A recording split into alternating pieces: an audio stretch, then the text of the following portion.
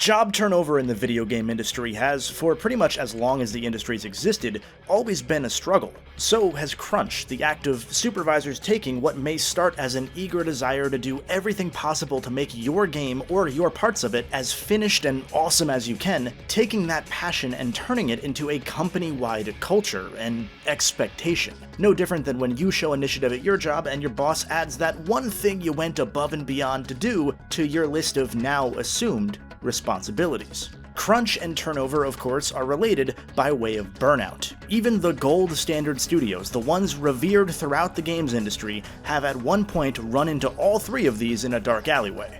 That includes Insomniac Games, whose 20-year journey to end internal crunch I documented as I covered the Ratchet Clank franchise, because the games that we got and the trajectory of the series and the studio itself cannot be separated from that struggle. It informs development. For studios, your response can define who you become.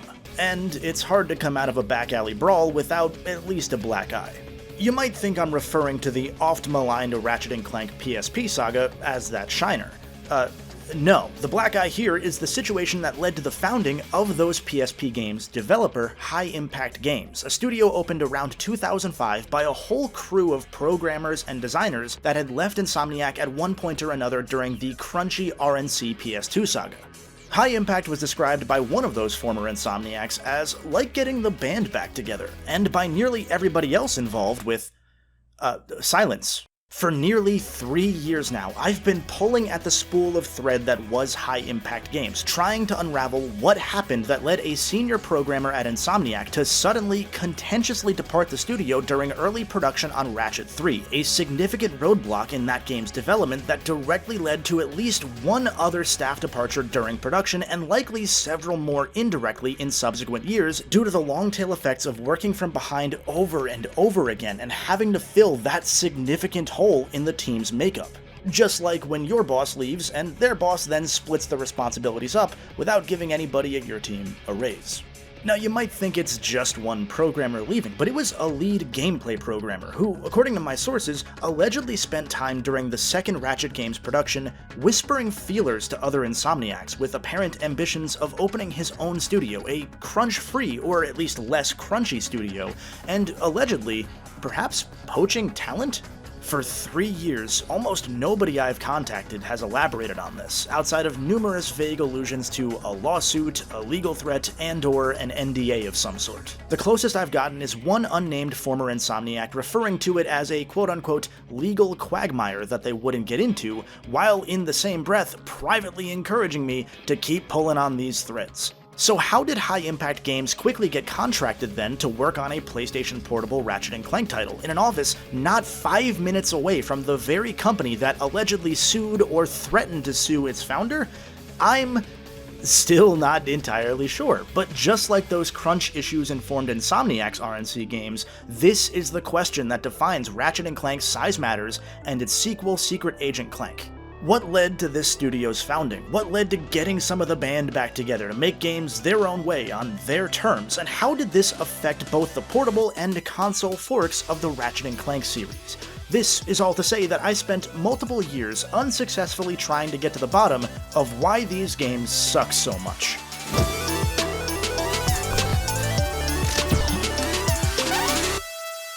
Didn't expect that one, did you? Now, I actually don't think these two titles are completely irredeemable or anything. I know the common take is to dunk on them, and I really do believe that these games provide some super neat suggestions on how to evolve the series' formula. Problem is, as my Uncle Yoda once told me, cool ideas don't a good game make. He had a severe stroke, don't make fun of him. Both Ratchet & Clank PSP games are absolutely riddled with core balancing issues, design flaws, repetitive segments, a questionable commitment to storytelling despite utilizing the very same writer as the beloved Ratchet & Clank 3 story. There's a Ratchet jar, it's a lot, okay? But a lot of this very well may come down to this team wanting to do it their own way and disagreeing with the direction that the series took after Ratchet & Clank 2. And this is immediately noticeable with 2007's Size Matters using the OG model for Ratchet from the first game 5 years prior, despite this game taking place after Deadlocked. On one hand, that kinda makes sense since the dude's on vacation and you're not gonna bring armor to the beach, but on the other, who the hell wears cargo pants at the beach? Now, jokes aside, obviously the reasoning here is to avoid creating two new high-quality reskins for Ratchet's cutscene character model, one that would be a one-off beach outfit, and another that would have to be a new default armor, which can get kinda shaky in a game with mix-and-match armor pieces. I do want to know why his head's so damn big this time around, though. Like, seriously, how does he keep that thing straight? This is what makes the high-impact story such an interesting and yet unknown wrinkle in the franchise's overall tale, mirroring in many ways the different fan bases that have emerged between the PS2 sagas, the future games, even just the Ratchet 1 vs 2 truthers, etc. The former developers with whom I spoke expressed that there was often a different idea at High Impact where Ratchet should go narratively or mechanically compared to the way the wind blew at Insomniac, and although there was some basic back and forth between the two companies to ensure that High Impact wasn't going way out of line or stepping on plot points in Insomniac's next Ratchet game, both PSP games do exactly that anyway. It's enough that there was a debate for years as to whether either game was even canon, because Size Matters spends much of its runtime with Ratchet angrily arguing with Clank that these mythical creatures called technomites that help make the universe work don't actually exist in a game that narratively would take place about a year before the first PS3 Ratchet game, where Insomniac spends a significant amount of runtime with Ratchet angrily arguing with Clank that these mythical creatures called Zoni that help make the universe work don't actually exist.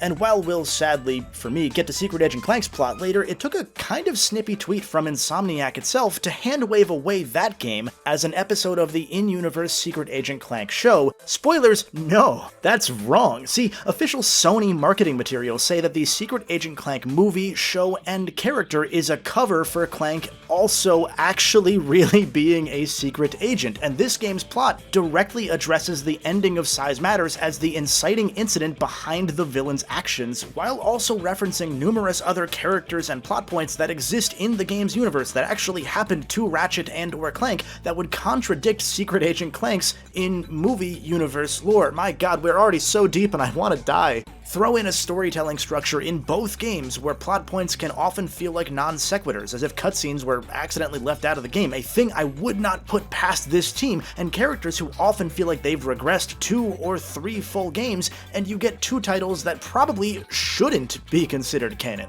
Whatever, at least there aren't space pirates this time. That's the exact question the space nuns asked me after I saved them and the ship full of orphans from the space pirates and the giant kudzu. Just do the thing. I don't care anymore. I'm a little teapot, short and stout. Back to the question at hand, how did High Impact end up with the contract to work on a PSP Ratchet & Clank game, given this vague legal issue that may or may not have occurred between its founder and Insomniac? Some of it honestly seems to come down to timing and convenience. In an interview with Game Developer Magazine, design director Leslie Matheson said several of us had decided to form a company because we were just really excited about doing our own thing, and that when this opportunity came up, we just got a number of options with Sony that they were really anxious to find somebody that could handle this game on PlayStation Portable. And really, we were the only team who could take such a complex game and bring it over. Noteworthy is that Matheson was actually still working on Resistance at Insomniac until mid-2005, and this is where I get to point out that the entire internet has been wrong for 20 years. Everywhere you look, High Impact is reported to have been founded in 2003, except their own LinkedIn page where it's 2005. The owner and founder of High Impact, Roberto Rodriguez, didn't leave Insomniac until the final month or so of 2003, right as Ratchet 2 had launched and 3 was ramping up into full production, and he then worked on the first Call of Duty on PlayStation 2 before opening High Impact in, according to his own page, 2004, presumably right at the end of the year after COD had wrapped up. The culture at High Impact, from what I've gathered, was indeed more casual than Insomniac, with less of that eagerness or perhaps hunger, both individually and company-wide, to prove at all costs that they were worthy of more and bigger opportunities. That's not to say that they weren't a hungry studio, but instead that they didn't fall into the same trap of taking big bites and regretting it when it came time to swallow. Time to Swallow, by the way, was an early title for this game, since Ratchet enters Clank for one of the levels. By 2008, High Impact was already up to 45 people on staff, and they showed that desire to do things at their own pace by releasing 2 Ratchet & Clank games in 2 years, porting one of them to PS2 in-house, and releasing a Jack game a year later on both PS2 and PSP, each new title coming with progressively diminishing quality. Now, in complete fairness, their release cadence was a little bit slower than the ex-Insomniacs would have endured prior, with 16 months or so between titles on average instead of 12, and to give them a bit more credit on Jak and Daxter The Lost Frontier, that game was actually started by Naughty Dog before being passed over to High Impact once Naughty Dog realized it wasn't going to be able to juggle making 2 games simultaneously between that and Uncharted. Naughty Dog would never again repeat that attempt to juggle making 2 different games from 2 different series simultaneously. Clearly, it's very, very well documented. This is also part of why you often see misunderstood comments that High Impact was founded by both ex-Insomniacs and former Naughty Dogs, when in reality the truth is closer to some Naughty Dog staff had moved to High Impact with that project. I'm not going to get further into the weeds on that one though, let's save that for when I inevitably have to cover the Jak franchise. By the way, about Time to Swallow being an early name for Size Matters, I made that up. I just want to see who ends up posting that like it's real, and who didn't get to this part of the video moments later. I still see people saying all the time that Jak 2 inspired Shadow the Hedgehog, all because my Sonic Team video resurfaced a quote about Shadow's director saying he was excited to finally be able to play Jak 2 now that he was done losing 20 pounds while crunching on Sonic Heroes. So if you see anybody posting about Ratchet & Clank Time to Swallow, know that they weren't paying attention, and point and laugh at them. Speaking of crunch, Size Matters wasn't immune to it, at least in the excited developer working unpaid overtime to make a feature as cool as possible sense of the term. One of the High Impact staff that didn't come from Insomniac was a gentleman named Ron Lefebvre. Size Matters was his first project, actually. He detailed in an old blog some of the contributions he had made and gave some insight into the company's culture. His first contribution was an artist tool to help give artists better autonomy in moving and scaling assets themselves without the help of a programmer. See, this was a point of frustration with some programmers at Insomniac, you may recall from those PS2 retrospectives, as for a good while there had to be a back and forth between artists and coders where and how they wanted something to be, and then the coder would have to do the grunt work and get feedback on whether it was done the way the artist wanted it to. Since this new company was founded by a lead programmer, you can guess why this was on the to-do list pretty early. Ron's big contribution to the game, though, involved creating some of the particle effects for weapons, and this would evolve into doing so for, in my opinion, the only cool feature in Size Matters, its customizable armor system. See, in Size Matters you'll find helmets, chest plates, boots, and gloves for 7 different sets of armor, just kind of hanging out in the world as a collectible. If you find all 4 of one set of armor, it'll give you a special effect. The first one, for example, gives your wrench a fire effect. Now, at the 11th hour before the game entered its pre-alpha state, which meant that Ron, as a newbie, wouldn't be allowed to add anything new to the game at that point, just for the sake of trying not to break it, honestly, he wrote that he had worked 36 straight hours up till that deadline, sneaking in some secret armor sets that you would unlock by mixing and matching different pieces from different armor sets. Stuff like the Wild Burst armor, which shoots an exploding sludge napalm hybrid out around you when you do a wrench slam. The difference here at High Impact from Insomniac was that this grind set wasn't something that was encouraged. Ron's boss, presumably Mr. Rodriguez, sent him home immediately to get some sleep once he realized that he had been at the office for a day and a half straight. This stands in stark contrast from many of the stories that I had highlighted during that PS2 saga of the retrospective, where junior coders would often see their leads or their supervisors casting the wrong example by staying until 4 or 5 in the morning, where, and this is a story I don't believe I shared back then since I only had one source for it, where at times some employees were called back into the office late at night in perceived times of need because something had broken. In other words, although High Impact was at first cranking out games in a similar cadence to the Insomniac tree from which it had branched, it was doing so seemingly without compromising from one of its founding goals. And that, I can only respect. After all, you can't tell the story of Ratchet & Clank without telling the story of its crunch, and without wake-up calls like staff turnover turning into a whole new company that was seemingly trying to do it better.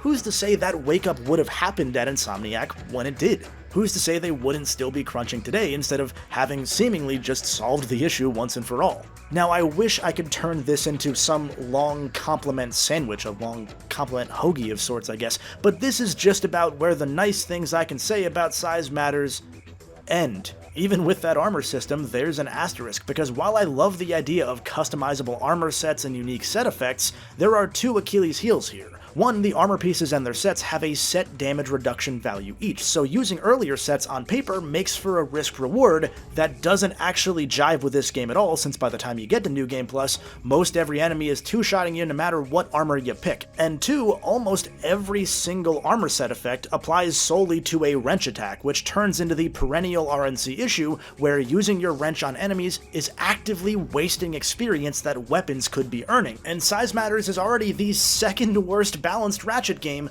behind its sequel. Again, this is the nicest thing I could say about this game, aside from stuff like, hey, the graphics are pretty great for PSP, or it's kind of funny sometimes, or I like that they went back to Ratchet 1 style where each section of a planet has its own music track, and the music in general is great as always. These are the only nice things I can say, so let's just go ahead and jump back to the start of this game and run through it all in order.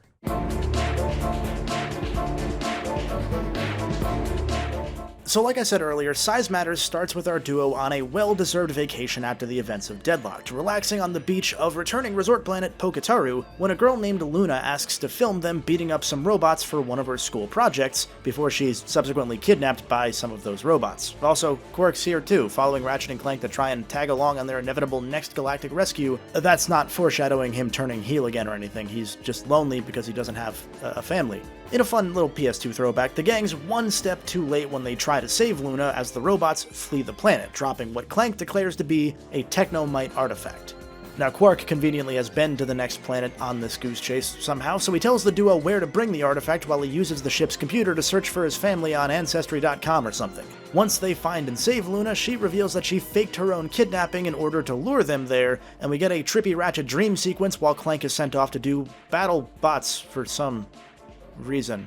Size Matters is an interesting case in that it takes quite a bit from entries like Up Your Arsenal and Deadlocked for its story, stuff like Quark having spent a significant amount of his life living with monkeys, but its gameplay feels almost like a Ratchet & Clank 1.5 midquel, to the point that fans briefly at one point cited the nipple suspender outfit and Ratchet's sassier attitude as evidence that this game did take place before going commando. Those people were wrong, of course, but it's always sat in a weird spot with me, with core mechanics that feel like a step back from even that second game, while not holding to the unique gameplay charm that the first game had.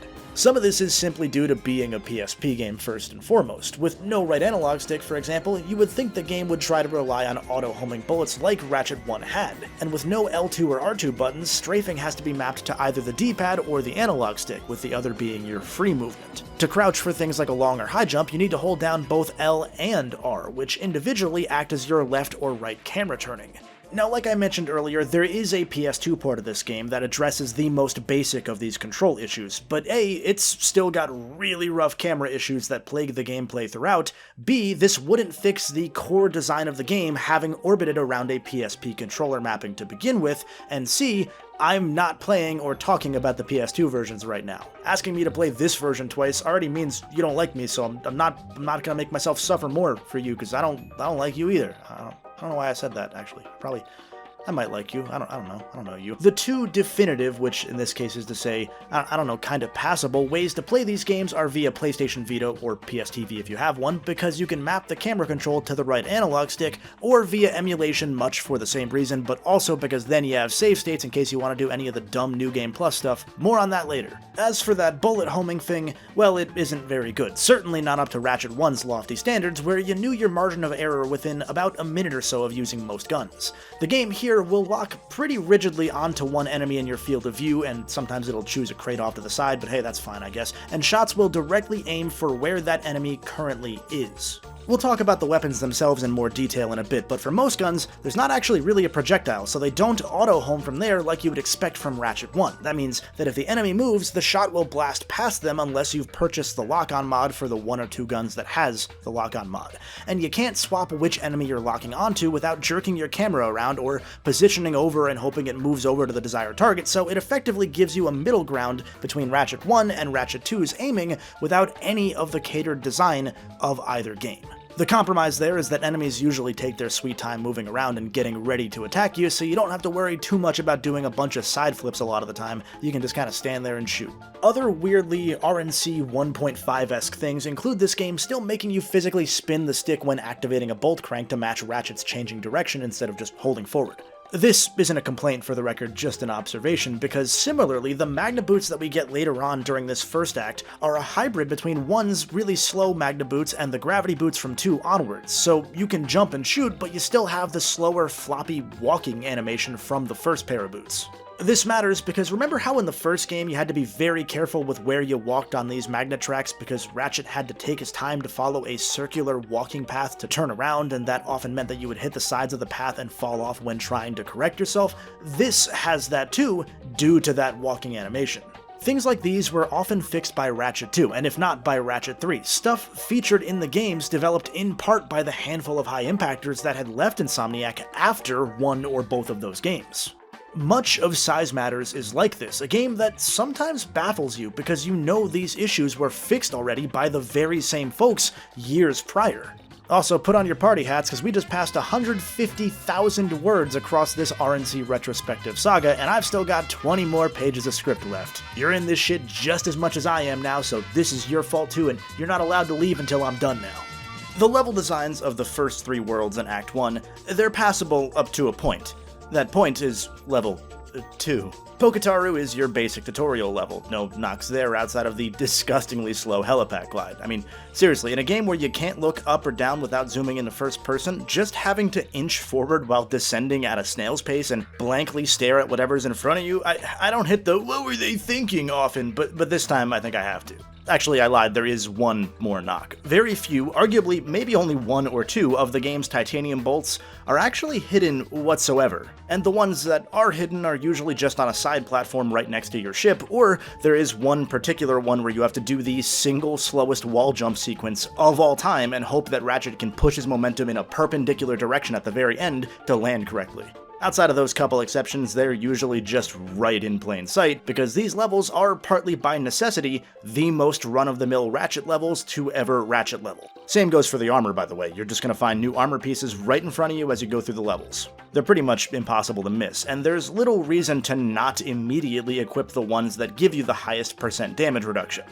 The one nice part about this game's levels is that pretty much every one has at least 1 or 2 mid-level cutscenes to keep you bouncing back and forth between story and gameplay. It's probably the most consistent that any Ratchet & Clank game was with this, probably up until Rift Apart actually. The second level, with its near-miss name of the Vitija Jungle, starts out fine enough. Again, mostly basic aside from the introduction of a new gadget that makes a little plant buddy follow you around until you guide him to some soil. Fun little gadget. It's the second half where it starts to leave passable territory for me, and we go half the game before we get back to even okay. That's because after Clank enters a glory hole in the temple wall, we get the return of the basic Ratchet & Clank 1 Gadgetbot gameplay.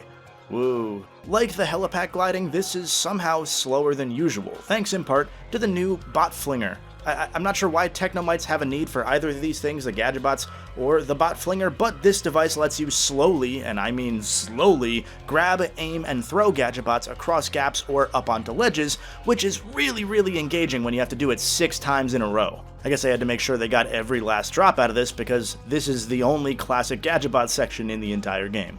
The Gadgetbots in general run into even more brain-dead issues than ever before. Sometimes they slow down significantly for seemingly no reason while following you, which is just great when you're running from a giant boulder and the only respawn point is all the way at the top of this lengthy ramp sequence. Now, sometimes you'll get lucky and they'll run all the way back down on their own somehow, or I guess maybe just respawn near you, I'm not sure which of these it is, but the game even has an elevator to send you back to the top as punishment if the game itself lets you down. This section jumps us ahead to level 3, which ends in a betrayal from the little girl Luna like I mentioned earlier, but not before the worst racing sections in the entire franchise.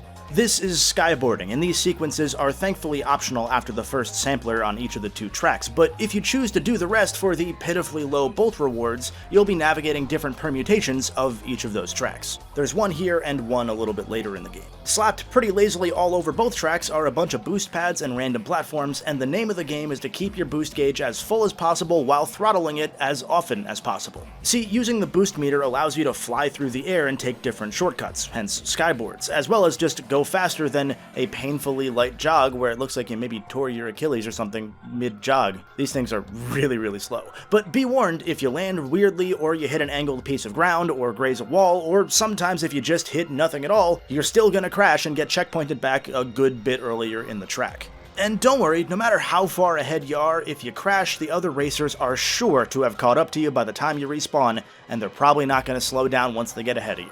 There's practically zero momentum to this mode. The moment you're off a speed pad, you go right back to that brisk jog unless you're holding down the boost button. The second skyboard race later in the game almost gets kind of okay, but only because you can cheese entire chunks of the level thanks to its super open design. Even then, that track also arbitrarily decides whether there's actually racetrack underneath you or not, because if there's not in the game's eyes, you can't use the boost glide and you're gonna fall to your death down that bottomless pit. Seeing as each race is several minutes of pretending you just took some Ambien, while also being liable to end with a photo finish thanks to the rubber band AI, and therefore making you start all over and take, I guess, another Ambien in this metaphor, the races are actively not worth your time, especially in challenge mode where they don't even multiply the bolt reward. Game doesn't even have the lap number on the HUD, it only tells you as you cross the finish line, which can lead to a few moments of panic when you inevitably are told that you apparently hit something and are now losing, only to realize that mercifully you're only on lap 3 of 4 or whatever. Apropos of nothing, it's also around this point that I realized the game uses the circle button as the confirm button, and not the X button as had already become the standard quite a few years before this. Again, if you didn't know any better and somebody told you the PSP actually came out in 2002, you could totally believe that this was the long-lost real Ratchet Clank 2. You may notice that the game went from 2 basic, okay Ratchet levels to a Clank section and an at-first mandatory minigame. Well, buckle up, because after the next section on Planet 3 here, we don't get a return to satisfying Ratchet gameplay until the 7th major level of 10. Now, the reason you're forced to do that first skyboarding race is because the reward is a shrink ray and some grind boots, both of which are needed to start the actual level. That's right, it's time for size to finally matter here for about 30 seconds. Wow, they really lived up to the theming with that name, huh? The grind boots in this game are only actually used to activate these short grind blocks blocking doorways, an ingenious way of avoiding the token puzzle item and puzzle doors that this series always loved so much. Shout out, by the way, to Secret Agent Clank, which has exactly one of those puzzle door items. Great. Also shout out to the camera here for struggling to keep up when these grind rails are turning, and finally shout out to High Impact for the really stiff-looking jump animation when you go between rails in lieu of the usual flashy flip. Does it matter? No, not really, but that was one of the coolest things about grind rails, and if we're not going to look cool while doing it, then it only really serves to justify the shrink ray gimmick, since the idea of shrinking and getting big and size mattering, it's also not going to get used for a while after this either, until, like, level 7, fittingly. The rest of this robot factory level is actually really enjoyable. Well, actually aside from the bad Magnaboot Labyrinth section that's mapped onto a huge sphere in a game where you can't look up or down without stopping and entering first person, and actually, now that I'm thinking about it, the weird top-down elevator section where they disable your strafe for some reason, which exposes the lack of the bullet homing even harder than before the elevator forces you to jump off, which sometimes takes your momentum from you mid-jump for no discernible reason and kills you thanks to a bad glide, and forces you to do the whole section over again. You know, I swear to God, I didn't mean for this to sound backhanded. I just remembered these sections as I was talking here. Note to self to fix the script for the captions, I guess. And I do want to say that Magnaboot section is really impressive for PSP standards. It's just not good. Anyway, Act 1 ends with a simple but fun boss encounter against this giant mutant named Mungo. Like with the creative Magnaboot tracks, although again, that part's not really that fun, it's just neat to see some of the old PS2 ideas that members of this team probably thought of and tried back then, but couldn't quite get to work at first, like Mungo ripping off part of the environment to use as a weapon, or grabbing enemies from the battlefield to throw at you as a projectile. That last one did get used in Deadlocked, but it was originally planned for and cut from Ratchet 3. After killing Mungo, Clank then headfucks a door because apparently he could always do that, I guess. Luna reveals part of her plan, and Clank wakes up on the set of BattleBots. What?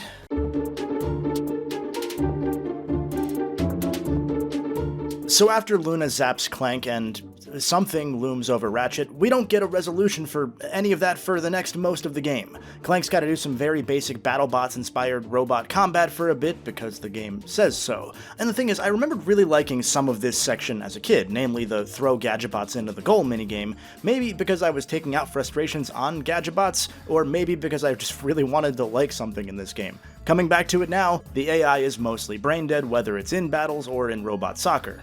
The only exception are 1 or 2 bosses who also still have very simple patterns, but those patterns usually involve giving you a particularly narrow window to get your jabs in while being safe from retaliation. Also, there's Gadgetbot Lemmings. This and being a ball in soccer are all that they're used for in this game, so again, why did the first Clank section even need to happen?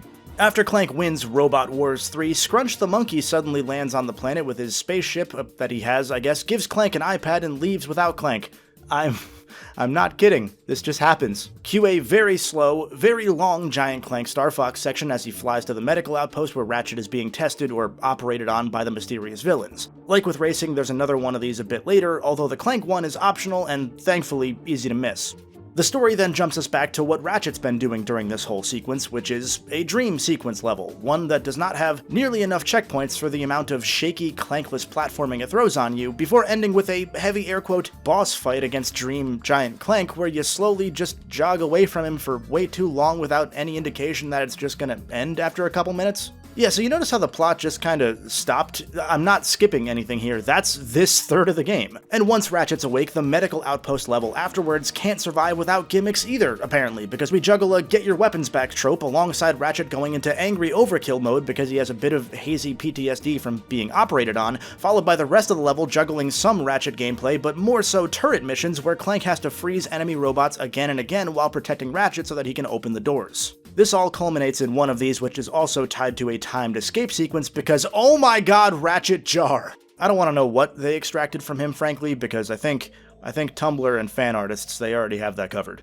Yeah, so Ratchet throws the Ratchet Jar and has apparently some Death Star thermal exhaust port aim because it hits the exact spot of this light post that doubles as the self-destruct button, I guess. As they're about to escape, Ratchet runs over to a TV monitor and finds what he was apparently looking for that was never mentioned until now, which is Luna's last communication entry before leaving the station. Finally, after 3 full levels, we've got a bit of story again. Luna's reporting back to Emperor Otto Destruct, the Emperor of the Technomites, and the most Crash Bandicoot-ass name that a Ratchet villain's ever had, with Luna vaguely alluding to a test subject that they've created, while Destroy All Humans over here gloats back about how easy it was to manipulate Quark. Oh yeah, remember Quark? Yeah. This is the only story we're gonna get for a bit. Hope you liked it. Now get back to the important filler work and go do some more skyboarding, because if you don't, you're not gonna get the polarizer gadget you need to start the next level. I just want to stress again for a moment that Size Matters goes in one unbroken stride from one Ratchet tutorial level to half a Ratchet level to Clank Gadgetbots to bad racing to a Ratchet level plagued by some lengthy set pieces that only detract from the experience and break up the rare moment this game ever starts to flow, to Clank Battlebots and Gadgetbot Lemmings to Giant Clank shoot-em-up sections to a dream sequence that also breaks up any sense of Ratchet gameplay flow thanks to bad checkpointing and bad platforming full of bottomless pits, to another gimmicky Ratchet level where half the time it's a Clank turret level, to more bad racing until finally, at the start of Act 3, we get the one and only truly good level in the game. And we also get more Giant Clank if you realize the Clank pad is there. I think I just tuned it out my first playthrough when recording footage. Incidentally, that first planet in Act 3 is the first time you actually use the shrink ray for more than a 30-second grind rail door lock too. But before we move on, while we're still in this game's dreadful second act, let's talk about the weapons we've got up until now. They fucking suck. I really thought just now about cutting the entire next 3 pages of this script, because man, all it's going to come down to is what I just said. They fucking suck. You start out with the usual pistol and grenade combo, in this case the Lacerator pistol and the Acid Bomb Glove. The Lacerator, as with most blasters in this series, suffers from becoming quickly outclassed by later weapons, and unlike most blasters in the franchise, it has a really slow fire rate that makes it really unsatisfying to shoot. Meanwhile, the Acid Bomb Glove, well, remember in Ratchet 2 how the Gadgetron weapons like the Bomb Glove that were brought back from the first game were really weak and functionally kinda useless? Gadgetron's brand new Acid Bomb Glove is even less useful than that. It doesn't directly deal damage upon explosion, instead coating enemies in an acid that's supposed to deal high damage, but does not because enemies don't actually take damage unless they're physically standing in the acid pool. High Impact really wanted to play around with weapons that had effects rather than just pure damage output, and while that's neat on paper, it doesn't align with how Ratchet and Clank combat encounters tend to go, and it doesn't really work whatsoever. Acid as a bonus on a regular weapon? Perfect, that works fine. That's why it was a mod in a bunch of Ratchet 2 guns. A weapon that can only deal damage via acid as a status effect? Nope, it doesn't work at this point in the game since it only has 5 ammo to start, since enemies aren't exactly easy to rope together into a small area to optimize using it, and because it's always a pain to aim at anything in this game, no matter what. Odds are you would never see a reason to use the Acid Bomb Glove until you've leveled up every other weapon first, and that takes quite a while. What a shame then that when fully upgraded and modded, it's one of the better weapons. Next up is the Concussion Gun, which you can buy from the vendor starting at level 1 for 10,000 bolts. Thing is, you'll probably need to wait till the start of level 2 to buy it anyway with how stingy this game's economy is, and by that point you'll only get even sadder because you'll see the Glove of Doom is now available for 25,000 bolts. Keeping in line with the first 2 guns, the Concussion Gun is the worst shotgun in this franchise. It doesn't do nearly enough damage to hold its own outside of when fighting the smaller ankle-biter enemies that go away after like level 3, and even when leveled up to this game's max experience level of 4, it is still pathetic. The Agents of Doom in this game are somehow underwhelming too, not dealing enough damage in their level 1 form, and then when they finally gain weapons of their own starting at level 2, they find a way to miss essentially every moving enemy. So we're 0 for 4 right now, and get ready to make it 0 for 5, because when you hit the factory in level 3, you'll probably feel obligated to spend time doing the bad racing missions just to have some money, since the Scorcher flamethrower weapon is 20,000 bolts, and you still won't have earned enough yet to have bought the Glove of Doom, so now you're constantly playing from behind. The Scorcher is another close-range weapon, far better than the shotgun, I'll give it that, but with range so poor that you're gonna have to accept that you'll probably take a few pot shots while using it. Did I mention yet that the ammo for nearly every gun in this game is so paltry? Because my god, even in Ratchet's dreams, he can't help but run out of ammo. Don't worry though, because even in your dream sequence, you can spend real money, 30,000 bolts of them to be exact, to buy the Suck Cannon, always a reliable option in these games. Except here, because good news, it's awful too. After this very level, there are almost no enemies in the rest of the game small enough to be suckable, meaning that you'll just have to suck up crates nearby as your ammo, and guess what? There aren't too many of them to use as ammo, so again, ammo is still a goddamn issue. This thing doesn't do enough damage to defeat enemies easily anyway, and that means that you're not earning enough experience to level it up since this game doesn't grant XP based on damage dealt, only based on kills. And since you're probably blowing your money on whatever weapons you get, just hoping that one of them will be decent at fighting all the damage sponges in this game so far, by the time you get out of Ratchet's dream sequence and into the medical outpost level / mostly turret section, you won't have enough to afford the next weapon yet, the B-Mine Glove, which is really the only cool, new idea for a weapon in this game.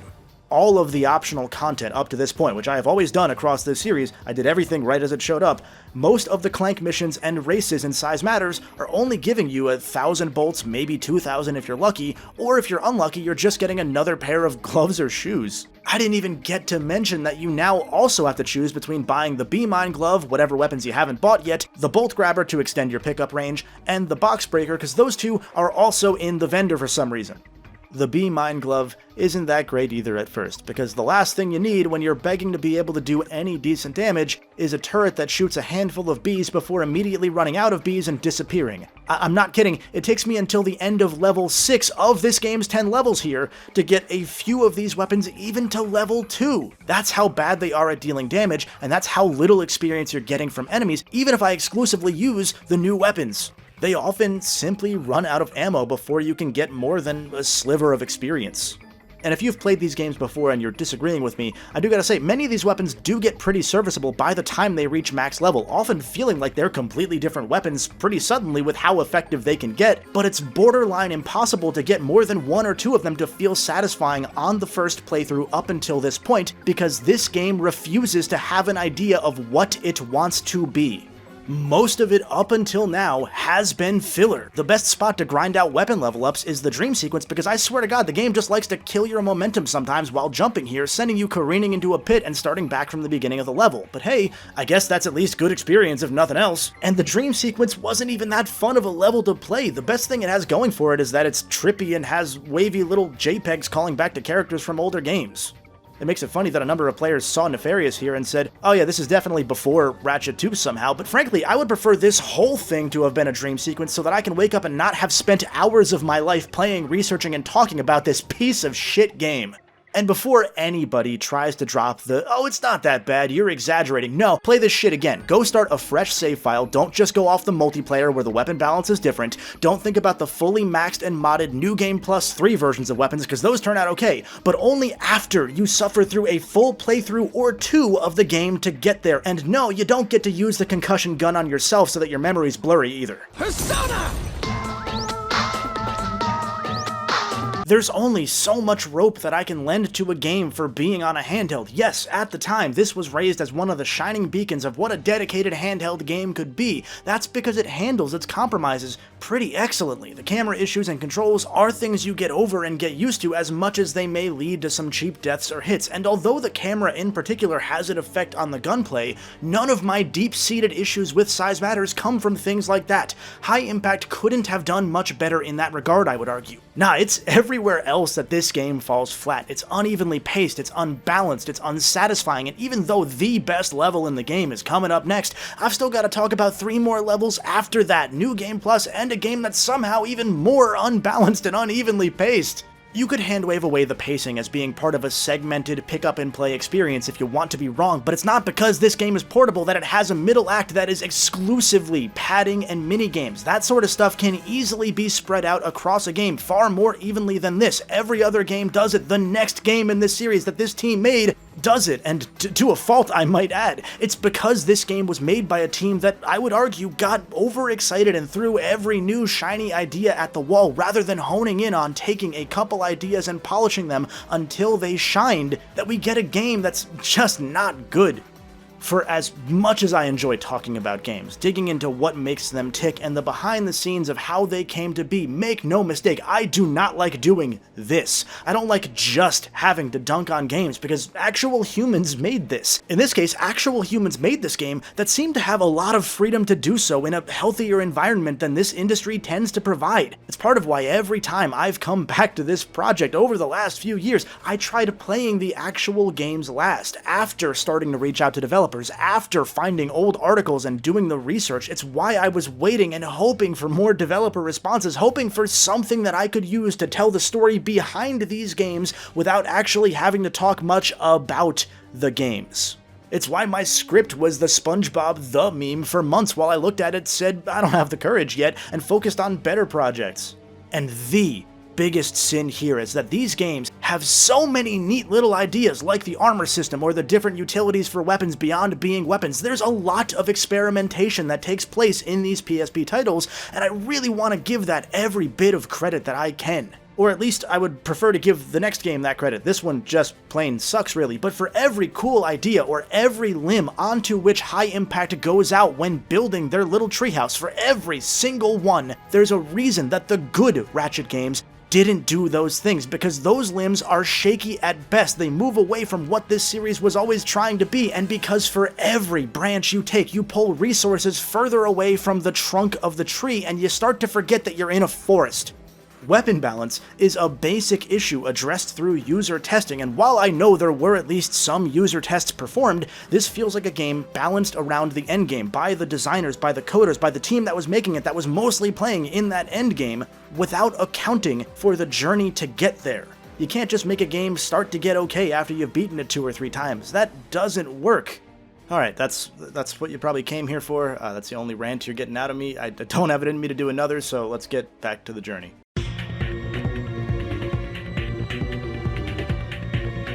Planet Chalax here isn't just what you told me to do after that rant, it's also the first level where you actually use the shrink ray for more than a few moments, as I said earlier. Here, it's to enter the tiny, hidden Technomite city.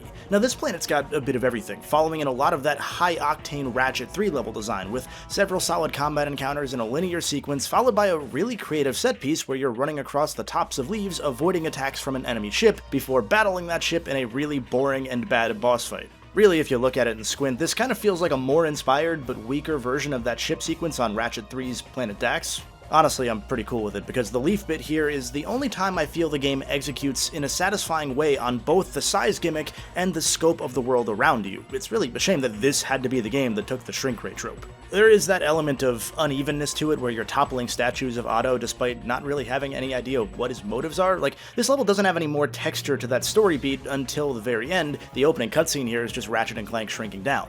That's compounded by Slim Cognito somehow being here. I guess either he's a technomite or he has a shrink ray too. Now, Slim's our weapon mod vendor, reprising that role from Going Commando. He actually shows up back in level 3 as well, but I felt it was better to talk about weapon mods here since only 2 mods were available in that first sequence. Mods in Size Matters are by and large specialized to each weapon, although there are some exceptions like a lock-on mod for some of the guns that just makes it a bit easier to hit some fast enemies. The Acid Bomb Glove, for example, locks away the ability for acid to damage enemies even if they're not standing directly on the pool of acid, behind a 30,000 bolt mod. That's the price of many of this game's weapons, and while it's useful enough that it should have been a basic feature of the damn weapon, the Epoxy mod costs 50,000 bolts when you first see it here, and that freezes most enemies in place if they're hit with the bomb, meaning they would also take continuous acid damage as well. So now the question becomes, do you want a mod for a weapon that in all likelihood isn't even level 2 yet since it's so hard to use, or do you want to spend that money on any of the weapons you're behind on thanks to this game's shitty bolt economy, or even just the new sniper rifle crossbow weapon that just appeared? Now, I don't recommend that sniper weapon because it's a gun whose damage increases the further away you are from the target, and that's not really all that useful in a game where most combat encounters are generally corridors and your options to snipe are pretty close to zero. But what about some of the other weapon mods? Do you want to spend 5,000 bolts so that your worker bees can break crates, which would also mean the suck cannon is even less useful when you have bee mines out? Or maybe you'll want to spend a cumulative 70,000 bolts making the concussion gun almost passable thanks to its range increase mod and the ability to charge multiple shots together so that it actually does a semblance of damage. Some mods aren't even unlocked until the final level of the game, or New Game Plus, such as the Scorcher's ability to shoot a ranged fireball once you let go of the circle button. Compounding some of these issues, you don't really know which mods are going to be useful. In this case, that fireball only goes in a straight line and doesn't actually do much damage, so it's pretty useless unless there are some enemies perfectly lined up, and usually they're not. In total, the weapon mods in one run of the story, not counting the challenge mode exclusive ones, will run you over 300,000 bolts.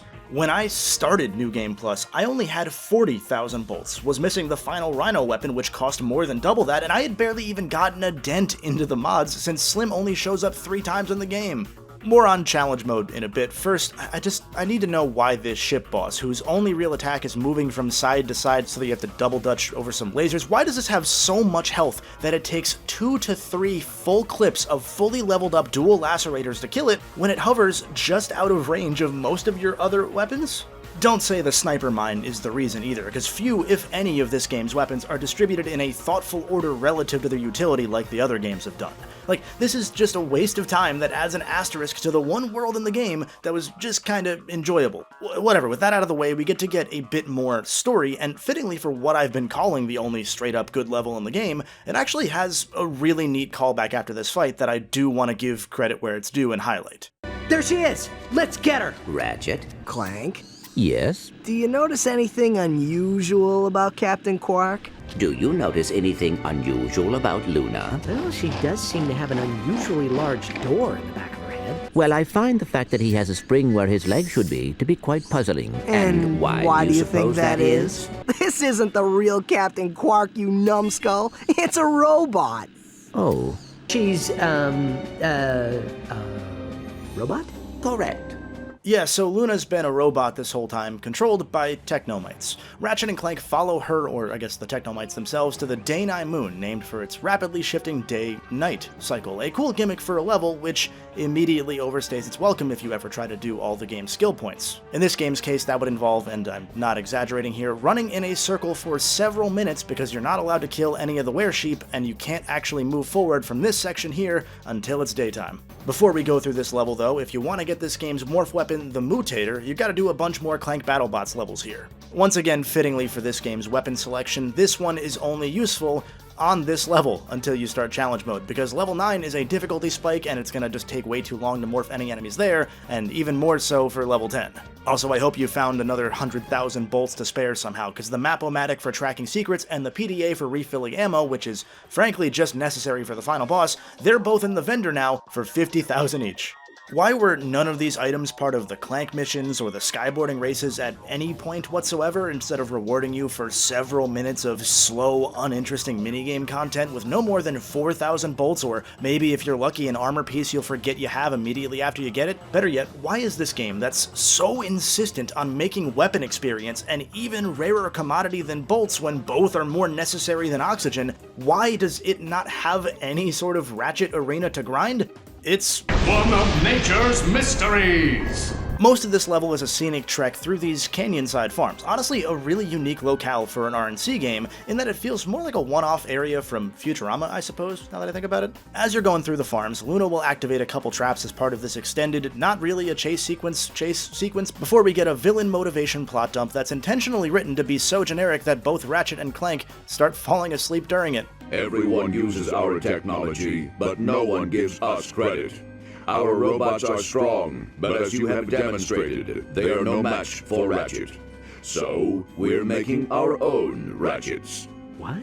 If you expected the follow-up to that cutscene to be a North by Northwest reference, congratulations, or condolences, you've played this game, because there's no chance in hell you would have guessed that otherwise.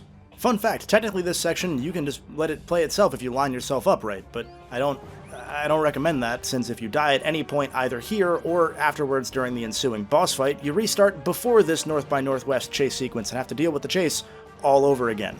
The chase sequence isn't a hard thing to get past or anything, it's just there, like pretty much everything else in the game, as another thing that goes on for 2 or 3 cycles too long simply to waste your time. Now, the boss fight isn't that bad outside of the pretty high chance that it lands right on you when you start the fight after the cutscene and take damage before you can really do anything about that, but hey, you know, whatever, that's fine, I guess. I personally died on this boss way more than I otherwise would have and have in the past because some of her attacks' visual effects weren't appearing on my emulator and I was just kind of fighting blind. Not a big deal, not the game's fault whatsoever. Honestly, it annoyed me more that we see Clank gliding at a normal speed in the cutscene right before. Why'd you make me deal with this shit then? Now, after Luna's defeated, Clank shoves his hand right into the back of her head hole. Careful, dude, that's what killed President Garfield. And he short-circuits, forcing Ratchet to go inside Clank in his mini-form to take out all of the technomites that have crawled in. Between the Ratchet jar and the implications of how they obtained his DNA and him entering Clank, this has got to be the horniest RNC game. Now, by this point in the game, the balance is just completely ravaged. It'll take full clips of the Lacerator pistols, even when fully upgraded, to take down regular mobs of enemies, and at this point, you're already going to have spent your money either on the shock rocket launcher, the one good gun in this game, or the static barrier shield that just entered the shop. Now, the inside Clank level, that is what it's called, is fun for what it is at least, once you get past the weapon balance issues that make it a slog to actually fight enemies in. There's not really much to say about it though, because at this point I'm mostly just numb. Okay, home stretch. When Ratchet and Clank get to Otto's base, they're forced to fight their way through hundreds of very strong Ratchet clones, wasting thousands of bolts on ammo in the process. Once they reach Otto, Clank tries to give him credit for all of the Technomite's inventions as a way to almost apologize for the species being seen as this fairy tale creature. Except Otto just laughs it off and says that he never cared about getting the credit, which then why have Luna say this in the level right before this? Like, from the Luna's evil swerve to she's working with the bigger evil twist to she's actually a robot to, oh, that thing we just told the player? Yeah, that wasn't really real, we don't care about that. We're getting to the point that this feels like it was written on the fly. I guess you could say Otto was just using the Technomites once he became Emperor, but they really don't go anywhere with this, so I'm not going to give them extra credit where it just isn't due. Our villain's actual, real, true final plan is that he was busy this entire time creating a brain power sucker. Oh, also, Otto's Quark's dad.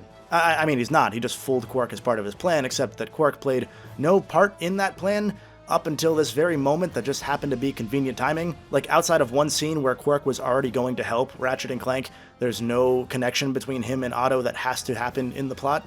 This final boss fight with Otto is a few different phases. First, you have to survive for 3 full minutes against a never-ending Ratchet clone onslaught. Then you have to fight an enlarged version of this Diet American Dad Roger as Giant Clank in a fight that's mostly a waiting game thanks to how little damage your missiles do compared to just punching him. And then finally, after Quark asks his papa for uppies, Ratchet and Clank are able to shrink him back down to normal, and there's mercifully a checkpoint before one of the most ridiculous boss fights this franchise has ever seen. Now, if you didn't buy that static barrier weapon already, you'd better go find a place somewhere to grind for bolts, because Otto will kill you in 2 to 3 hits otherwise, and that means that you need to be spotless. He's got a shield of his own too. Much of this fight is just damaging that shield until it breaks, then trying to deal as much damage as possible before his shield comes back up a few moments later, and repeating. So be ready to buy a lot of ammo with your PDA, and if you run out of money, well, sorry, you're probably gonna lose and you're not getting that money back. After enough suffering, Otto's defeated. Scrunch shows back up purely for the plot point of using his dumb monkey brain power to render Otto into a dumb monkey using his own machine, leaving him to never be seen or acknowledged again. Until the next game. Dear God, there's another game still. However, if we're being real, this is where the game is intended to begin in High Impact Size. Size Matters makes a number of changes to the series' usual New Game Plus challenge mode, the most notable being that it takes away the being fun part. For those who perhaps don't know, one of the oh-so-satisfying parts of challenge mode in other RNC games is the chance to gradually build up that arsenal all over again by way of buying upgraded Mega, or in this game's case, Titan versions of each maxed out gun you have and re-leveling them up. These games are usually an endless feedback loop of blowing shit up, getting a lot of money for it, and buying new ways to blow shit up. In challenge mode, that's compounded by the bolt multiplier, which grants you anywhere from 2 times to usually 20 times the amount of bolts that you would normally pick up, simply as a reward for playing the game well without taking damage. The more enemies you defeat, the higher the multiplier goes, and then if you take a hit, it'll reset back to its lowest. Now let's talk about how Size Matters kind of ruins a lot of that. For one, the multiplier only goes up to 12 for whatever reason, despite this game needing a lot of money, and it counts damage taken during mandatory sections like the Giant Clank shoot-'em-up sections as a reset towards that counter. That Giant Clank stuff is way more bullet hell than your usual Ratchet on-rails space stuff, so there's practically no way that you're not taking a hit. So at best, you're earning far less money than in other games' New Game Pluses. Add that to the fact that the cost of ammo actually increases for each gun in challenge mode, anywhere from 5 to 25 times more expensive, and the disgustingly exorbitant cost of even the cheapest Titan version of each weapon, and it means that you're likely waiting a while before you can buy more than 1 or 2 Titan guns, so you're not really enjoying New Game Plus whatsoever. And then there are a bunch of weapon mods that are exclusive to New Game Plus, like I mentioned earlier, which cost hundreds of thousands of bolts each on top of that. And there's the Rhino, this series staple God gun, which costs 10 million bolts on its own and isn't even really good. I went ahead and did the math, and altogether the cost of all of the items in challenge mode, new weapons, upgrades, mods, not counting the cost of ammo, is just over 25 million bolts. For reference, I spent the entirety of my first challenge mode run without grinding until right before the final boss, and I had only spent 3.5 million bolts on New Game Plus weapons, plus 2 million more on mods, since some mods are simply necessary to the utility of a gun. So you would need to play challenge mode through twice in full to get the Rhino, and that's without buying anything else. Why? So let's just show what High Impact's expected use case would have had to be for New Game Plus. At the end of my run before fighting Otto again, I wasted a ton of time grinding bolts using a very tedious strategy of flying back and forth between 2 planets and breaking a bunch of crates so that I could get the 4 million extra bolts necessary to upgrade the shield weapon to its Titan form. This would technically be optional, but I considered it pretty necessary. Without it, just imagine all of what's coming next being even worse. Then I went and fought Otto, using every single bit of ammo I had with every useful gun before I would then use the PDA to buy and refill all of my ammo and repeat, and it took me 8 full minutes of essentially perfect gameplay and just under 470,000 bolts worth of ammo to take him down without the Rhino in New Game Plus. The shield only buys you a little bit of leeway until you run out of ammo for it, as you can't buy any more ammo for that specific gun with the PDA. After you're out of ammo, don't think about getting hit, because if you do, it's pretty much over and you may as well reload your save to get the money you spent back. And then there's stuff like in the base game how Ratchet's nanotech maxes out only at 50, and no matter how many times they clearly want you to replay this game to see all that they tried to pretend it has to offer, in New Game Plus his health only goes up to 75 with enemies that deal so much damage that it forces you to use the best possible armor set just to have 2 hits to die instead of dying in 1. So much for the custom armor having any utility if it even did before. I think the worst part is that, once again, there are some really neat things that High Impact thought to include as part of its New Game Plus slate of features, one of which is a toggleable weapon switching every few seconds option that I straight up begged Insomniac to add to Rift Apart because it's been one of the coolest things every time they put that in an arena, but they didn't, sadly. But it's here, and it's a shame that feature is stuck in a game where the guns will never, ever, ever feel good to use. If you get every skill point in Size Matters, you'll unlock a hardcore mode where you can't save the game and you have to beat it in one go without dying. Not something that I would ever want to do with this game, or any of these games really, but an awesome feature for the Ratchet & Clank masochists out there. Of course, like with everything about this game, it's an idea they seem to either just forget to implement properly, or that bugged out in some way, or that was snake-bitten in some other fashion because they actually forgot to turn off the checkpoints, so hardcore mode is just beat the game without saving. Even something as basic as the alternate skins you would unlock for collecting titanium bolts, in the PSP version, there are 4 extra titanium bolts that can never be spent because I guess there was just an oversight where 1 or 2 purchasable costumes never got added to the single player until the PS2 version the following year. Sadly, the weirdly oft-requested costume from Japanese fans of Trash Can Ratchet didn't come to pass this time around. The final thing I'll say about Size Matters, hopefully for the rest of my goddamn life, is that it has a 4-player multiplayer mode that you could play over ad hoc or online. It really seems like a lot of time and effort went into making this mode feel unique, as in addition to your usual deathmatch or capture the flag modes, High Impact created a specialized Iron Lombax mode, which was completely different for each and every map. On one map you'd have to collect power cells to charge your base's generators, but those cells would add to a radiation meter that could kill you and turn your body into a mutant enemy. It's all really creative, and if the rest of this game is to be believed, it's also woefully unbalanced and or underbaked. Now, after 10,000 words of shitting on this game way more than I ever wanted to, it's worth remembering that none of these critiques really fazed fans. Not at first, for sure. Really, most complaints were that the game should get a PS2 port like how GTA Liberty City Stories and Vice City Stories had gotten. Size Matters was frequently bundled with PSPs after its 2007 launch, and that helped boost it up to be, for a long while, the best-selling Ratchet & Clank game of all time. The universe definitely has a wonderful sense of humor, with this one and Ratchet PS4 being far and away the most successful games in this series, but you would never know that from their reputation. In an ideal world, a lot of these pitfalls into which this game falls could be avoided in a sequel that was certainly coming, a game that expanded on the core of what could have made this one into a great game, while pushing away a lot of the fluff and balancing issues that held it back.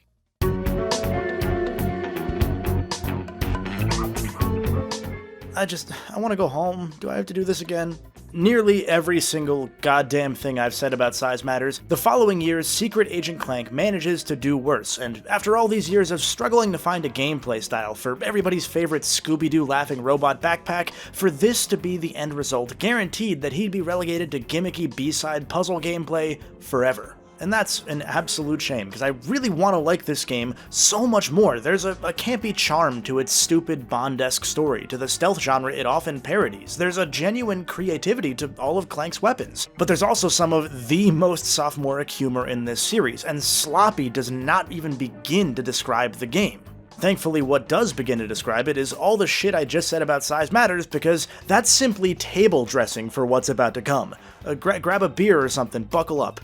There's no better place to start with Secret Agent Clank than with the 5-act opera starring Captain Quark, which I swear to God is a real thing that takes place in the middle of this game. This meandering, seemingly never-ending, but somehow only actually 10-minute mission follows no coherent story. It's made up by Quark as he goes along, and that's what this game is too, even more so than Size Matters' fly-by-night story beats. There is no basic 3-act story structure here, there is only Act Clank. The moment it's time for one plot beat to be dropped, it will never be acknowledged again. It's to the point that after the final boss fight, there's an extended cutscene where cute Anastasia Bot, that's her actual name by the way, explains the villain's plan to you retroactively to piece together all the disparate plot points like this is some subpar video essay about a Kojima game. By the way, look forward to my subpar video essays about Kojima games in, 2026 I guess. Secret Agent Clank begins with our son of space god turned spy staking out a museum, working for the agency on a mission to protect the priceless Eye of Infinity, only for it to be stolen by Ratchet, who's clearly being mind-controlled or something. Nobody cares to notice that in-universe besides Clank. Everybody else just agrees that Ratchet must have snapped or something, no benefit of the doubt whatsoever after saving the universe 5+ times in 5 years.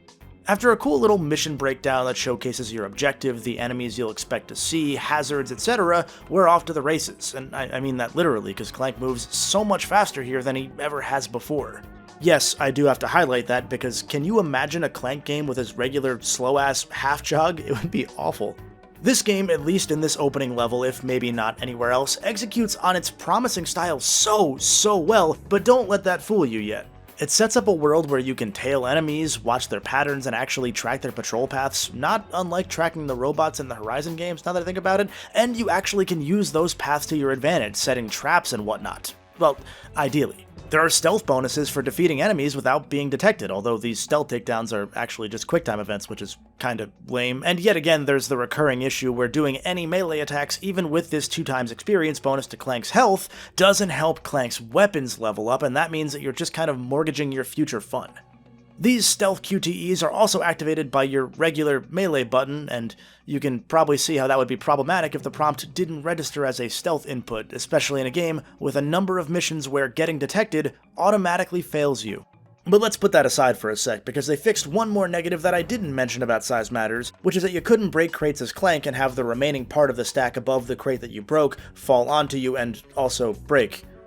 I know it's a tiny thing, but that's one of the more satisfying things about the old PS2 games, so look, I'm glad it's back, and I'll take any small compliment I can give these games at this point. In lieu of Clank's helipack glide, he's got a pair of rocket boots that allow him to perform a double jump and glide, and also one of his new, now upgradable Clank Fu melee abilities. Additionally, throughout the game, our secret agent will receive a number of weapon drops from the Gadgetbot agents. That number is 6. 6 weapons for Clank, plus a couple gadgets like an ink pen that blots out security lasers. You might think there would be more than 6 given Clank's large inventory on the pause menu, but those slots are just empty forever. That pen gadget, by the way, still uses ammo because it was intended at first to turn into a flamethrower weapon, but they never actually made that happen, so now it just uses ammo that you can't buy in the vendor or refill outside of very specific ink containers that are usually only placed right near where they know you absolutely have to use this pen. In other words, really fun gadget, clearly, yeah. As for the weapons that are actually weapons, there's the Tyrang, which functions like your usual RNC ricocheting weapon, the Cufflink Bomb, a briefcase flamethrower, a Carnation which you can launch from your suit that'll turn into a carnivorous plant, an Umbrella that acts as a lightning-generating shotgun, and a pair of Hollow Knuckles which act as a big Green Lantern-styled melee attack. Now, some of these weapons have extra utility as pseudo-gadgets of their own sort. The Tyrang will be used at points to cut ropes to knock down platforms, you can hold the Cufflink bomb shot while firing and it'll turn into a proximity mine, and sometimes you'll use that same bomb to destroy obstacles, the Carnation will gum up spinning platforms so you can land on them, stuff like that. It's a fun way to add more depth to the weapons, and they mostly appear as part of Clank's character model. So Clank pulls off his tie when you equip the Tyrang, for example. He preps his cufflinks to shoot out the bombs. It's all a really neat touch that ends up being maybe a bit of style over substance, since I kinda wish any of the weapons were good for Clank, but you know what, I really like the style, so I don't care. Now, everything I said about Size Matters having underpowered weapons, double that here. The best weapon overall is the Umbrella, but you have to hold down the fire button for a good second or so to charge it, or else it's really not gonna do any damage. Actually, fun fact, one of the mods that you can buy in challenge mode creates a thundercloud effect around the Umbrella while it's charging, which was presumably supposed to deal damage to enemies that come into contact with it or something. This mod costs 200,000 bolts. It doesn't do anything. This mod does not work. While I'm hitting on things they blankly forgot to incorporate, the final 2 agency weapons are the cheapest to upgrade to their proto-forms in New Game Plus. Now, you might think it's because they have the least utility or something like that to justify their mega/proto versions being cheaper, but no, I swear to God, they forgot a 0, so they cost 50,000 instead of 500,000. That is the level of attention to detail that went into this entire game. Although the weapons all have very clear attempts at being multi-use gadgets in this Swiss Army arsenal that they wanted Clank to have, that's all without these secondary effects actually being all that useful. The cufflink bombs becoming proximity mines, for example, it isn't really helpful since enemies are either so far apart that the explosion will only damage one enemy anyway, so why wait, or because you're trying to stick one enemy with the mine so that you can then blow it up when they walk near another enemy. However, most enemy paths throughout the game don't cross close enough for the explosion radius to actually kill more things for this to be feasible. The Hollow Knuckles have a mod later that lets you hold the circle button and make them into a shield, but you can't really move while it's up and it takes a second to kick in, so it's not really practical to use in a game where enemies can just walk around behind you or shoot at you. This could have been a parry attack or something that could knock away projectiles, but alas. The flamethrower upgrades much in the same way as in Size Matters, where it shoots a big ol' fireball projectile occasionally, except because they neglected to properly consider that Clank holds this weapon as a briefcase only in one hand, and thus the angle of the weapon barrel will change depending on which way you're running. If you're running to the right, the fireball shoots off diagonally to the left, and if you're running to the left, it shoots straight. It does that. They didn't fix that. But don't worry, none of these second abilities necessarily matter. This game doesn't have to be a stealth game, except for all the times that it does. If you just want to run through with Clank and treat it like your usual run-and-gun RNC experience, you could do that, except when you can't.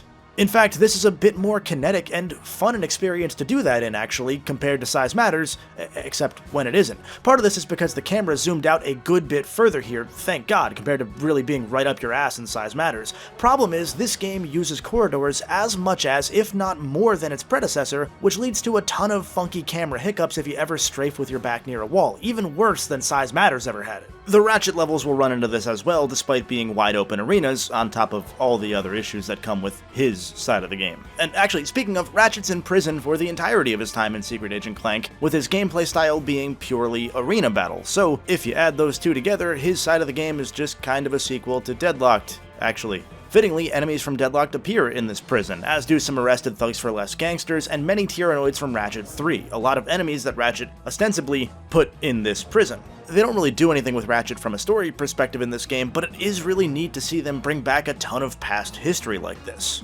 You might wonder what the catch is, since everything in this game has had a catch so far. Shout out to this game's budget being so low that they couldn't get Steve Bloom back to play the Thugs for Less leader. They just cycle through the main cast doing covers for voices like his or the plumber. Well, actually, the Thugs for Less leader is voiced by somebody completely different from the main cast. He's just not credited in the game's credits whatsoever, so that's pretty cool. Now, Ratchet, being in prison, of course, can't buy weapons himself. Instead, Clank buys weapons for him and sends him cakes in prison.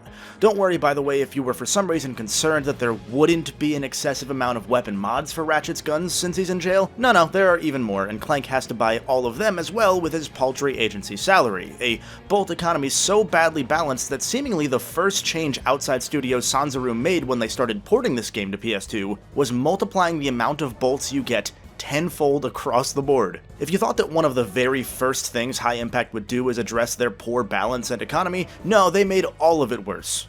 It's actually really difficult to navigate the weapon vendor at times because there aren't separate pages for Ratchet weapons, Clank weapons, Ratchet mods, Clank mods, gadgets, Clank melee upgrades, ammo as well. It's all just a dozen plus things in one row at any given point. All the while, you struggle to afford even one of them at any given time. I will say, credit where it's due, one of the funny things they did in this game specifically was all the weapon mods add to this increasingly long Chairman Drek-esque name that each of the weapons can get, but I'm gonna level with you, I've never cared to look at these mods in enough detail. I just buy them when I can afford them, because God knows Clank's weapons are never gonna get even half decent no matter how much money I pour into them anyway. Plus, what does it even matter what the description says? It's 50-50 the mod doesn't actually work going by some of Clank's mods. Now, Ratchet's weapons, funnily, are a lot better balanced this time around. They seem to level up faster, although maybe that's just because you play as Ratchet for more than 10 or so minutes at a time. They do more damage, in part because there are only 5 enemy types to balance around, and the variety is lined up well for the challenges you'll have to endure. And speaking of those challenges, they really did a great job at throwing out a ton of creative missions for these arenas, forcing you to use environmental hazards to defeat enemies, or avoid taking damage because you're in the showers wearing a towel, a bunch of enemies are there ready to knock that towel off, and there are cameras ready to show the world how much Ratchet's size does matter. The showers are cold, cut him some slack.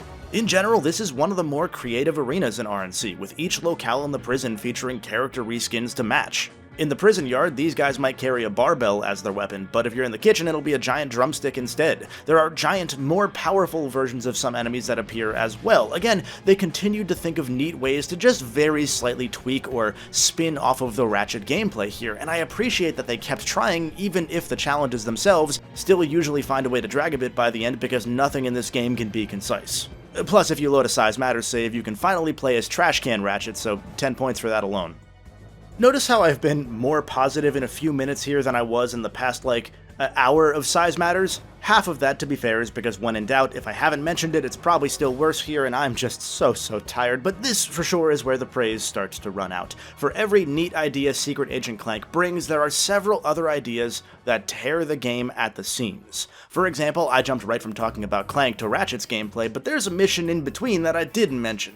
25 minutes into this game, right after Mission 1, is a 4-minute long rhythm section where Clank dances through security lasers. Talk about a tone setter. After that, it jumps to Ratchet, then a playable Gadgetbot section, this time without Clank. You just run around as the Gadgetbots themselves and command each other through some light puzzle platforming. Afterwards, we get a really fun little Clank level running through the rooftops of this Neon City's skyscrapers, trying to pin down its mob leader who's working together with the mysterious Kingpin who apparently framed Ratchet or something. But then, at the end of this level, Clank traps this side boss by pinning him to a wall. He begs for forgiveness, only for Clank to say no because he knows the dude's going to immediately break free and fire a giant laser at Clank's ship, but Clank had the Gadgetbots already sabotaged the laser at some point off screen, so the entire city fucking explodes due to the laser firing in on itself? What?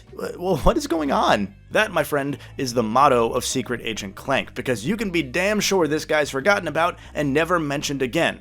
This is where Captain Quirk shows up to round out the 3 playable characters for the first of his missions. Quirk's following Clank's trail because he's trying to find cool or heroic things to lie about having done because Quirk's got a ghostwriter shadowing him for a biography, and Quirk feels the need to flex at all times. So in this now destroyed space station city thing, he weaves a tale about fighting a dragon, and that's why the city's blown up or whatever. Then you reenact the fight in a sort of spin on the giant Clank gameplay from games past. Honestly, it's pretty cute here since Quirk will often change what's happening in his fantasy lies in real time, sort of a precursor to when Ratchet PS4 did some fun Captain Quirk unreliable narrator jokes. We jump from Quirk to another rhythm game mission because that's what you bought this game for, right? Clank's dancing with a space Russian robotic Contessa trying to follow the trail to that stolen gem. Remember, the plot's about a stolen gem, by the way, as this Contessa tries to kill him by using a bunch of traps like snipers and the Mario 64 piano with teeth. This rhythm section is followed by some very slow, uneventful snowboarding, followed by another Ratchet level in prison. We're like 2 hours into this game already, most of the time we're not even playing as Clank, and most of Clank's limited screen time has been gimmicky side stuff. Great. Let's keep that streak going. In the following level after the Ratchet prison detour, Clank tails the Kingpin for way too long in a mission where getting detected immediately fails you and forces you back to the start of the level, followed by Clank chasing the Kingpin after being detected halfway through that level anyway, followed once more by, honestly, actually a really cool fight on a number of gondola roofs. In one of the few limited times I can praise this game, again after saying I wouldn't anymore, this is one of the best little set pieces I think I've seen on the PSP, putting aside God of War of course, because although the enemies jump from the furthest gondola to the one you're on, usually by jumping over you and therefore sneaking over you without your camera having caught it and then shooting you in the back, backhanded compliment I guess I'm giving here, there's still something just thrilling enough about leaping from ship to ship as you slowly make your way to terra firma. This scene culminates in Quirk showing up right after Clank makes quick work of this henchman in a cutscene. Great way to end a level after having built up this guy and chased him for about half an hour, but hey, cool, whatever. Quirk instead gets this boss fight where he spins the tall tale of having fought this guy using only a vacuum. We're through level 4 of 9 already as far as this story goes, and not only has the plot gone nowhere, we've actually only played as Clank using Clank's weapons and gadgets in regular gameplay without an asterisk for 3 of the 13 missions so far. Planet 5 takes us to a high-stakes casino where we have yet another limited mission, get detected and you fail, so Clank has to use his cloaking gadget to scan the faces of different enemy characters, sneak past them, and use their security clearances to keep chasing down the Eye of Infinity.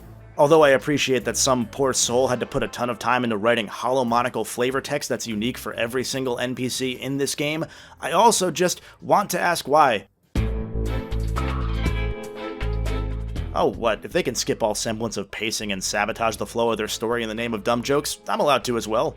So in only 3 of 14 missions so far, you actually get to play the game as advertised without being forced into instant fail criteria or a different gameplay style entirely. In the middle of this planet, we jump back to Ratchet for some more prison combat without any good explanation, before Clank is now dressed as a cowboy and playing poker, except it's not poker, it's a rhythm minigame that's not at all synced to the music. These are never synced up whatsoever.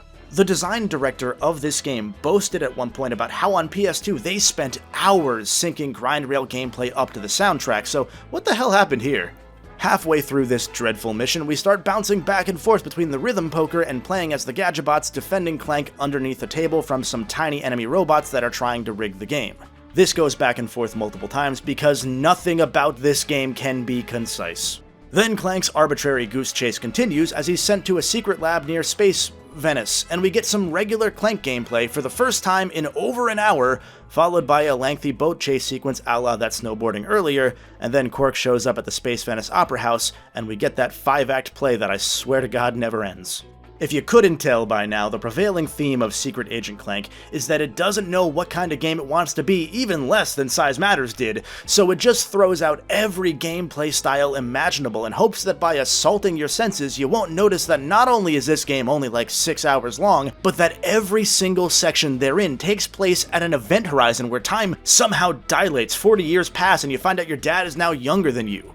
Since the game economy is so dog shit, you essentially must do all the side content as it appears if you want to be able to buy anything and save yourself suffering by not having any good weapons, not that they're good anyway. This means spending 30 minutes that feels like 60 minutes doing all of Ratchet's arena challenges as they appear. It means doing all the boat escape and snowboarding bonus missions right after doing them the first time, which involves either playing the exact same track again from start to finish unchanged, either defeating enemies or just collecting Sonic rings. None of these tracks ever have bolts sprinkled onto them either to keep you engaged when there aren't enemies or rings in sight. It's just sitting around and waiting for this ever so thrilling roller coaster ride to end.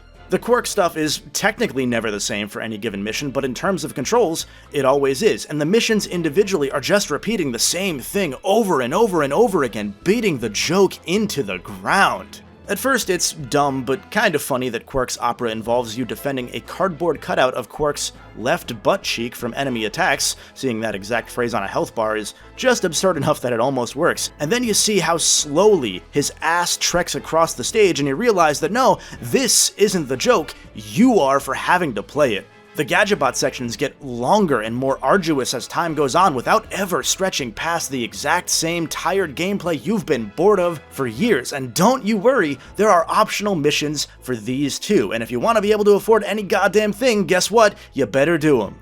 At one point, I put this game down for a good month because I couldn't anymore. This game's short, but it was that draining and I had to prioritize other, more important work, and I came back to find that I had stopped the moment that I saw I had to do one of these. This was where I functionally said, nah, you know what, good, I'm done for now, I'm giving up. Cursing my past self, I went through this mission and the optional ones that followed, and it took me 55 minutes of Gadgetbot gameplay to actually see Clank in this game named after him. Speaking of, I haven't even mentioned yet that throughout this entire godforsaken game, there are almost never weapon vendors after the start of a main Clank level, so you'd better hope you don't run out of ammo while shooting all the damage sponge enemies with your puny, under-leveled weapons. Clearly, it's not our fault that halfway through this game you've only been able to actually use weapons as Clank for like 30 cumulative minutes.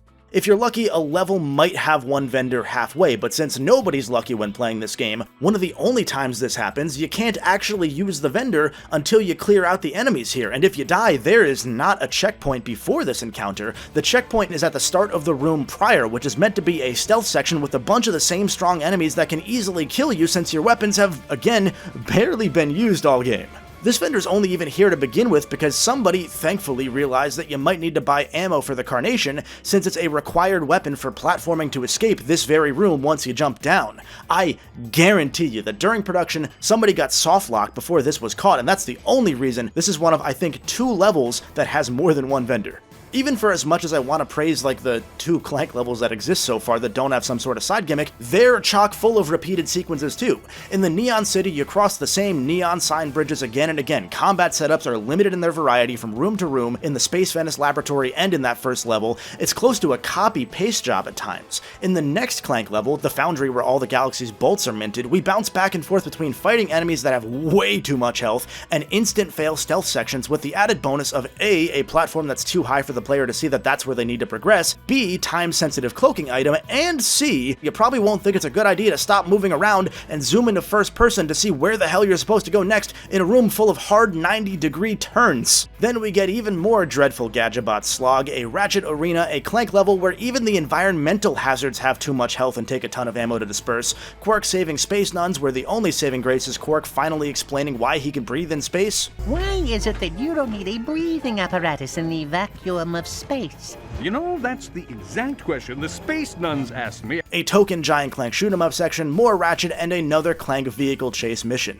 If you're wondering what the plot impetus was for any of this, I promise you there is none. We are just hitting Bond tropes.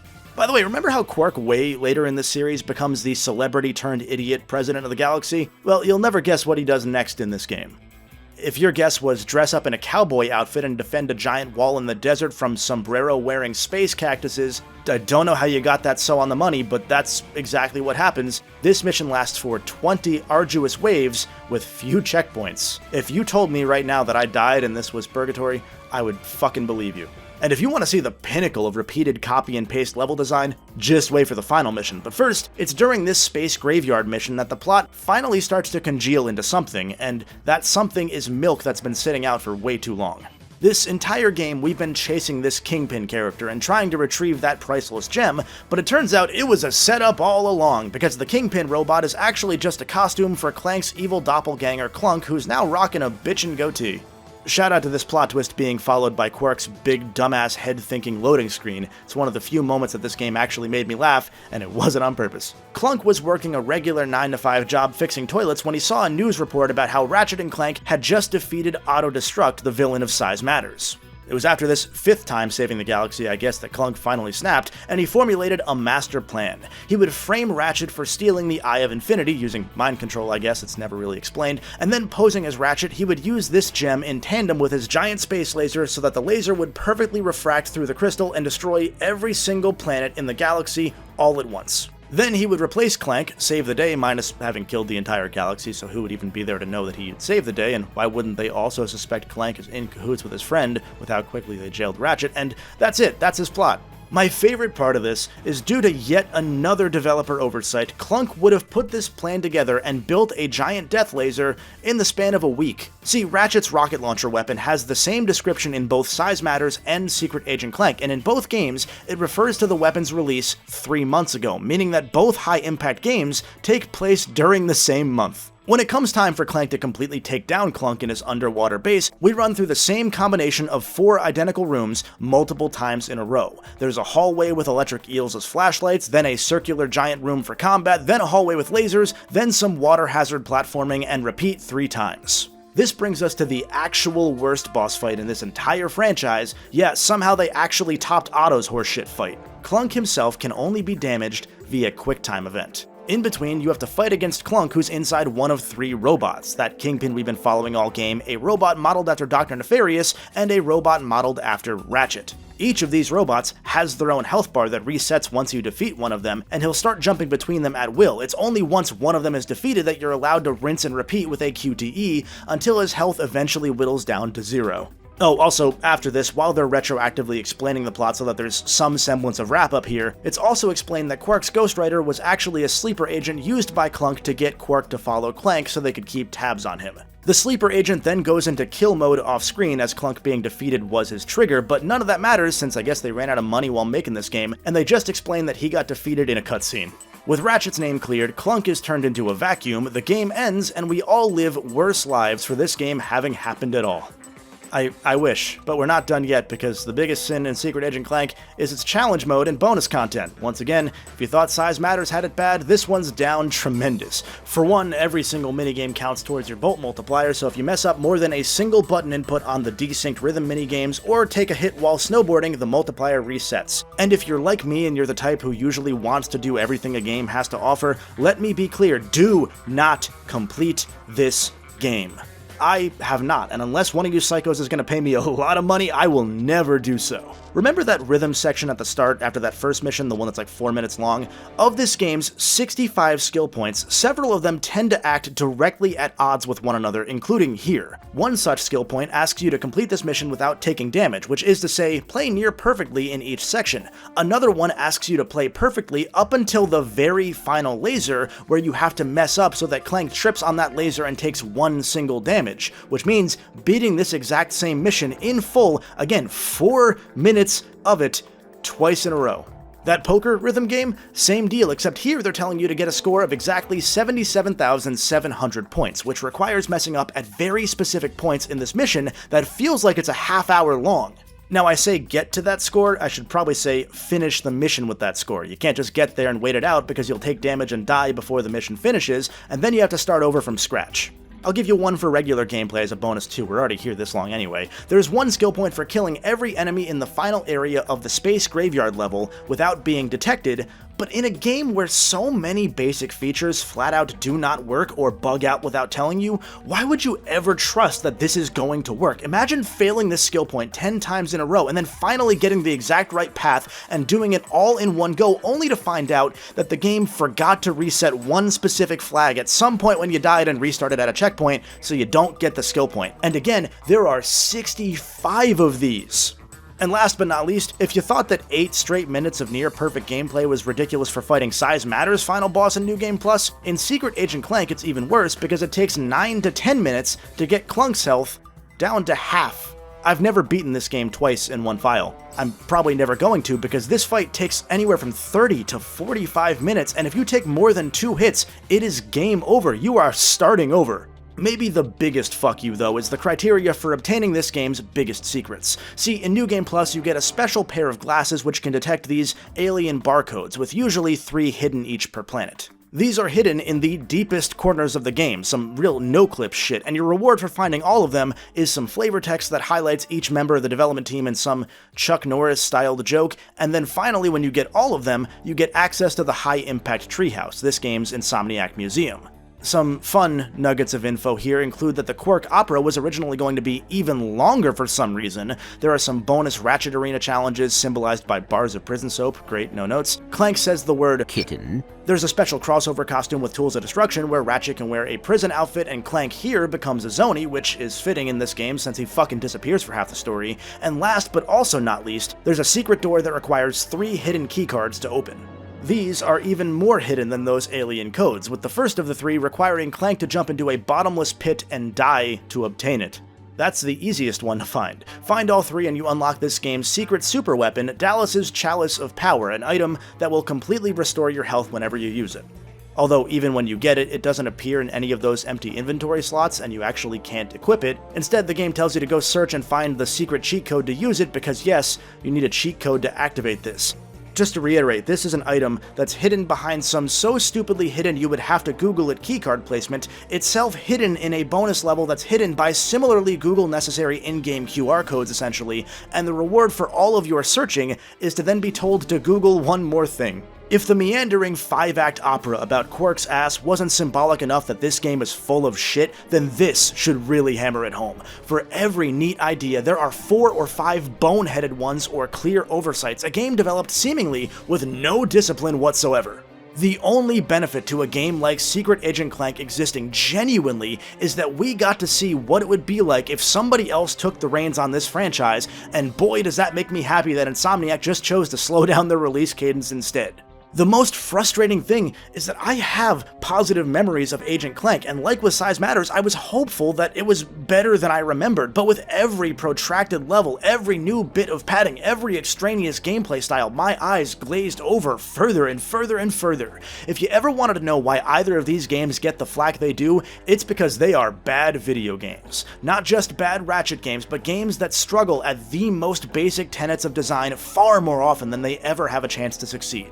As much as I would have liked to get more developers on record to better tell the story of this studio and the very clear struggles that these games had to have gone through, I think the answer is clear. These games were led from the top by folks that weren't capable, at least at the time, of reining it in. No idea was too out there to include in this game, and if it was worth doing, I guess it was worth doing okay at best. So what happened to high-impact games after 2008? Well, they were around for a few more years, although contract work very clearly dried up. After releasing Jak and Daxter: The Lost Frontier in 2009, prototypes for games with Sony and Microsoft never got off the ground as the global recession started to hit. They were then contracted to work on a Phineas and Ferb game on PS3, which I've been told is kind of a 2D Ratchet and Clank game, and yes, I know the position that eventually has to put me in. After releasing Phineas and Ferb and a DreamWorks kart game in 2011 and a Disney Princess game in 2012, the company all but shuttered. Broadly, folks bounced around the industry during what was certainly a tumultuous period, with many mid-level studios closing down or getting absorbed into bigger and bigger conglomerates. Lots of former high-impactors went on to work in the usual AAA game mills, your Call of Duties of the world. Notably, High Impact's founder went down the surprisingly common but always kinda sad to see VR game to NFT crypto scam game pipeline, as did a couple of other ex-High Impact staffers he seemed to bring on board with him. So look forward to that crypto-based looter shooter when it never comes out. Make sure you buy your avatars now, though. I'm sure they're going to be rare and expensive one day. Totally. Let me be clear, not all of the post-high impact stories are that sad or pathetic sounding. A few folks worked at Heart Machine, the developer of Hyperlight Drifter and the upcoming Hyperlight Breaker, and by and large, much of the team seem to continue their respective careers just fine, albeit often in less free-spirited studios with probably a more rigid development outline. These particular PSP games may very well have simply been a case not unlike Insomniac, albeit with a wildly different result. A case of a team and a game whose project management was made up itself of coders and designers who weren't exactly cut out for that new role, and a case of a team underneath them that suffered because of that. With Insomniac's games, that came in the form of these highly polished experiences, these ambitious games that clearly bit off a lot more than they could chew, and the company lost more than a few good people to burnout once the constant game of catch-up finally caught up. It took years for the studio to realize who was and who wasn't cut out for the people management side of development, and while the games didn't necessarily suffer in a visible way that we could perceive at the time, the teams and the back end of the games definitely did. But with High Impact, there was no case of this 11th hour game of catch-up, seemingly. No over-ambition taken and turned into crunch because that management team refused to fall into that trap that they had seen firsthand at the prior studio. But in part because these games themselves suffered, not due to a lack of crunch or anything, but due to a lack of direction from the very top down that meant these games were always going to struggle, and in part seemingly because the company was ravaged by a similarly poor economy to the ones they'd crafted into these games, this studio didn't get the chance to make those same necessary changes. Who's to say they would have been able to pull it off? My hunch is no, but you always want to root for a team to at least be able to try. Okay, so outside of the movie, that one Short Life of Pi skit, and if we're ever able to find and dump the second Ratchet & Clank Java phone game, we're working on that one by the way, outside of those, we've done it folks. The entire Ratchet & Clank franchise covered in the fewest words possible. Since we're looking at like a half decade apparently until the next RNC game, I do want to say, thank God I don't have to do this again. No, I'm kidding. Thank you for joining me on this journey, whether you tuned in when I started with Ratchet 1 a few years back, or if you're starting off here for some reason. If so, sorry. This hasn't been a little amount of time that you've shared with me. We've literally read a full book together by this point, and I appreciate that time more than you know. Look forward to the actual book if I ever get stupid and decide to compile this in written form. I won't.